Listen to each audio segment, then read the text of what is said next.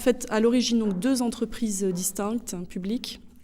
L'ensemble des effectifs représente à peu près 140 000 salariés, dont 100 000 pour EDF et 40 000 pour Gaz de France. Donc elles ont été créées toutes les deux en 1946, donc par une loi de nationalisation. Et elles avaient en fait pour objectif d'être des entreprises intégrées qui produisent, transportent et distribuent de l'électricité et du gaz.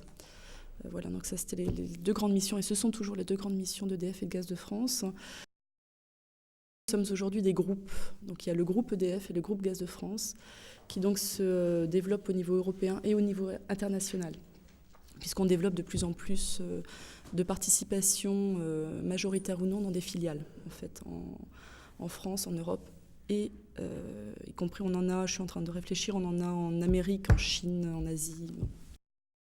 On a quand même toujours été un modèle social, aussi bien pour le statut des salariés d'EDF et de Gaz de France que pour les réflexions qu'on a développées depuis une vingtaine d'années sur la gestion des compétences et sur les grands sujets sociaux, dont notamment la partie égalité professionnelle. Alors pour ce qui concerne l'égalité professionnelle à proprement parler, c'est un sujet dont on se préoccupe depuis l'origine, c'est-à-dire depuis la loi Roudy en fait. Donc on s'est mis dès 82-83 en conformité avec la loi qui prévoyait l'obligation pour les entreprises de réaliser des rapports de situation comparée hommes-femmes.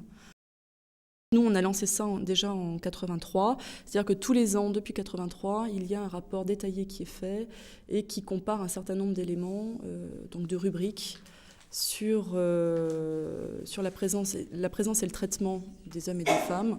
Donc il y a 7 grandes rubriques. Je pourrais vous donner des détails sur les chiffres un peu plus tard. La population, c'est-à-dire la représentation homme-femme, l'âge moyen par exemple, la représentation dans les différents métiers. Le recrutement, comment se passe le recrutement à tous les niveaux. Le niveau de formation, que ce soit la formation initiale et la formation professionnelle, donc on y reviendra. Le niveau de rémunération, y a-t-il des écarts entre les hommes et les femmes? Le temps de travail. Puis le dernier élément qui est étudié, qui sont les parcours professionnels. Comment progressent les hommes et les femmes dans l'entreprise? Comment est-ce qu'ils évoluent en termes de rémunération, puis en termes de mobilité professionnelle, en fait, à l'intérieur de l'entreprise. On a à peu près 200 établissements répartis sur l'ensemble du territoire français. Donc il y a autant. Alors chaque établissement fonctionne, si je schématise, fonctionne comme une PME en fait. Et la taille de l'établissement peut varier de 300, 400 pour les plus petites unités jusqu'à 1200, 1500 pour les plus grosses. Le bilan annuel est fait à la fois au niveau de l'entreprise, de l'ensemble de l'entreprise. Et donc là, je vous ai apporté des éléments concernant l'ensemble de l'entreprise. Mais il est également examiné tous les ans au niveau de chaque établissement. Voilà, ce qui permet en fait un dialogue local et ce qui permet aussi concrètement des actions menées en local en fonction des réalités de chaque unité. La situation n'est pas forcément la même en centrale nucléaire qu'en centre EDF-GDF plus commercial. Depuis donc quand même 4-5 ans, la direction du personnel a souhaité avoir une action beaucoup plus volontariste sur ce thème-là. Et donc a lancé pour la première fois, ce qui est une nouveauté aussi dans les entreprises, dans le paysage des entreprises en général, a lancé un groupe de travail paritaire, c'est-à-dire qui réunit la direction et les organisations syndicales. Donc c'est pas une négociation, c'est pas un organisme de représentation du personnel où il y a des jeux d'acteurs entre la direction et les syndicats. C'est un groupe de travail donc assez productif en termes d'idées, assez créatif, et qui fonctionne depuis maintenant 4 ans. À une périodicité à peu près d'une réunion par trimestre, et qui est allé creuser un certain nombre de champs, qui est allé essayer de chercher des causes, pourquoi y a-t-il des écarts dans certains domaines entre les hommes et les femmes, et qui a proposé un certain nombre d'actions qui sont pour la plupart basées sur 2 axes. Un axe de mise en conformité avec la loi, d'une part, et d'égalité légale homme-femme, et l'autre aspect qui est l'aspect communication. Comment est-ce que j'informe et comment est-ce que j'essaye de lutter pour l'évolution des stéréotypes et pour l'évolution des représentations culturelles qu'on se fait des hommes et des femmes. Donc, la loi Génisson, je pense que certains d'entre vous donc, la connaissent, ont peut-être eu le texte. La première nouveauté, donc, c'est la définition précise, exhaustive de l'ensemble des critères qui doivent exister dans le rapport annuel de situation comparée donc que nous appelons bilan égalité professionnelle. Donc il y a un décret qui est paru au mois de septembre qui donne la liste exhaustive de l'ensemble des critères qui doivent figurer et que donc les entreprises doivent analyser. Ce sont des thèmes là très précis qui sont abordés dans ce groupe de travail égalité professionnelle, donc direction, partenaires syndicaux. D'ailleurs, qu'on se met d'accord sur les définitions, on se met d'accord sur la façon d'avoir les résultats, et derrière, ça va déclencher une évolution assez forte de notre système d'information. Donc en gros, on va avoir des équipes d'informaticiens de choc qui vont aller triturer notre système informatique pour mettre en place un certain nombre de nouveaux critères. En gros, ça va prendre 6 mois à 1 an. Voilà. Donc il y a des choses qu'on peut faire évoluer tout de suite et d'autres choses qui vont demander un peu de temps. Donc ça fait partie des choses qu'on négocie avec les partenaires sociaux aussi, en disant, bon écoutez, le rapport 2000 là, ou 2001, on ne peut pas être tout de suite carré, il faudra qu'on attende, hein, on se met d'accord pour attendre 1 an ou 2, pour voir comment ça évolue. Et la deuxième nouveauté, qui a beaucoup plus d'impact, en fait, c'est l'obligation de négocier. Donc les entreprises ont depuis mai 2001 une obligation de négociation annuelle sur l'égalité professionnelle. Alors l'obligation de négocier, elle se situe d'abord à 2 niveaux. Elle se situe au niveau de la branche professionnelle. Il y a une vingtaine de branches professionnelles, si je ne m'abuse, en France. Et également au niveau de l'entreprise. Voilà, donc concrètement, ça veut dire quoi ? Ça veut dire qu'il faut des négociations, donc il faut un planning de négociation, donc il faut un cahier des charges de la négociation. Qu'est-ce qu'on négocie ? Sur quoi ? Comment ? Pourquoi faire ? Et comment est-ce qu'on mesure le résultat des négociations ? Et qui négocie ? C'est-à-dire concrètement, on négocie, nous on a 5 partenaires sociaux, les 5 grandes confédérations syndicales. On négocie avec les 5, on négocie avec seulement ceux qui veulent signer. Enfin bon, comment on se positionne là-dessus ? Donc ça génère depuis le mois de mai de l'année dernière toute une série de réflexions qui ne sont pas encore tranchées, hein, je vous l'avoue. Qui font que, concrètement, puis c'est qui, enfin, le groupe de négociation, est-ce que c'est le groupe de travail qui existe depuis 4 ans ? Est-ce que c'est un autre groupe de travail ? Comment ça se passe un peu ? Et ces questions-là ne sont pas encore tout à fait tranchées. Les femmes progressent dans toutes les parties de la société, progressent dans tous les niveaux hiérarchiques, et à un moment donné, sans explication rationnelle, elles stagnent. Et donc elles sont presque en haut, elles peuvent le voir, donc le plafond de verre, mais elles n'y accèdent pas. Voilà. Donc c'est vraiment... alors il y a d'ailleurs le ministère du Travail, donc la DARES, qui a lancé une étude là-dessus, qui est réalisée actuellement par sur la demande de Dominique Méda, hein, et qui est réalisée actuellement par Jacqueline Laufer, qui est une sociologue, prof à HEC, spécialisée sur la question des femmes et des femmes dirigeantes, qui fait une étude en ce moment pour essayer de décrypter les mécanismes, qu'est-ce qui fait qu'il y a cette espèce de plafond de verre. Par exemple, hein, il n'y a aucune femme dans les conseils d'administration des 15 plus grosses boîtes françaises. Il n'y en a pas. Et dans les conseils d'administration élargis, il y en a quelques-unes, mais ce sont les héritières ou les veuves. C'est intéressant. Et parmi les femmes dirigeantes, il y a la moyenne française, il y a 6% de femmes dirigeantes. Bon, voilà, mystère.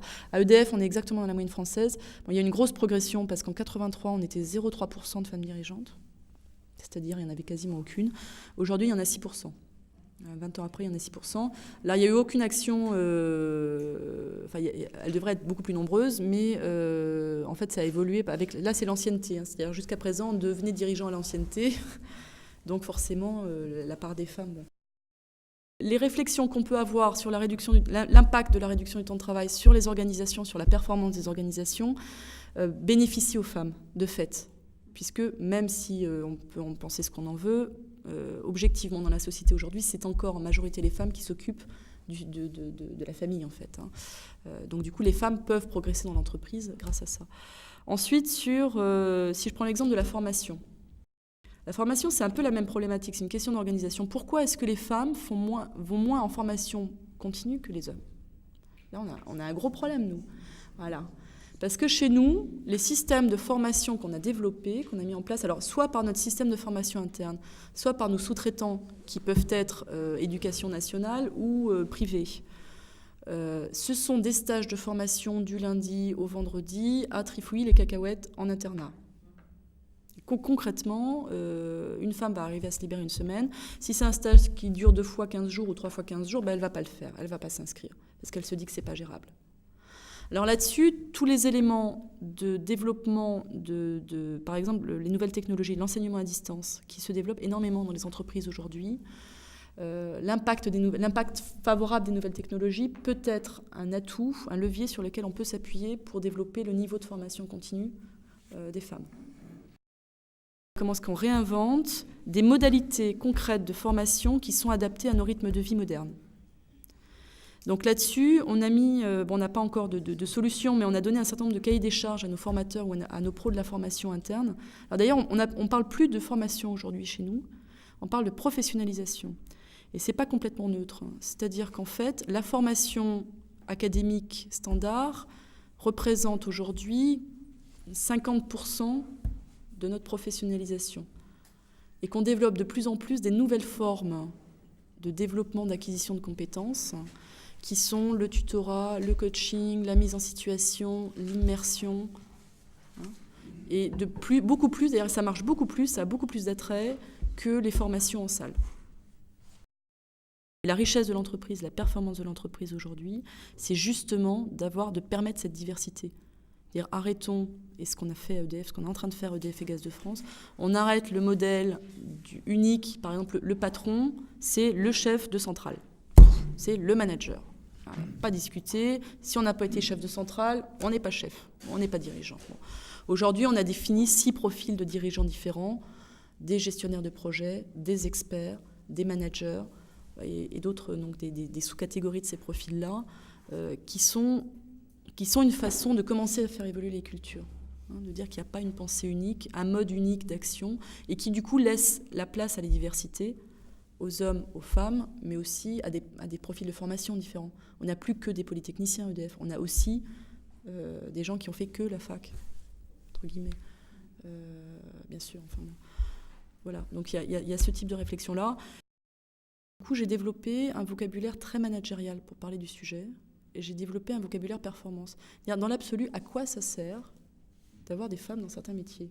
Au-delà de la dimension valeur, qui est égalité, équité de traitement, qu'évidemment je partage complètement, mais c'est quoi l'intérêt ? Enfin, je veux dire, c'est quoi l'intérêt d'avoir des femmes dans les centrales nucléaires ? C'est quoi l'intérêt d'avoir des femmes dirigeantes ? C'est quoi l'intérêt d'avoir des hommes infirmiers ? C'est quoi Et en fait, les éléments qu'on a développés, je vous les donne, ils valent ce qu'ils valent, et je pense que nos collègues d'autres entreprises, parce qu'on travaille évidemment beaucoup en réseau, on développe un peu chacun leurs arguments, mais on se retrouve sur les grands arguments.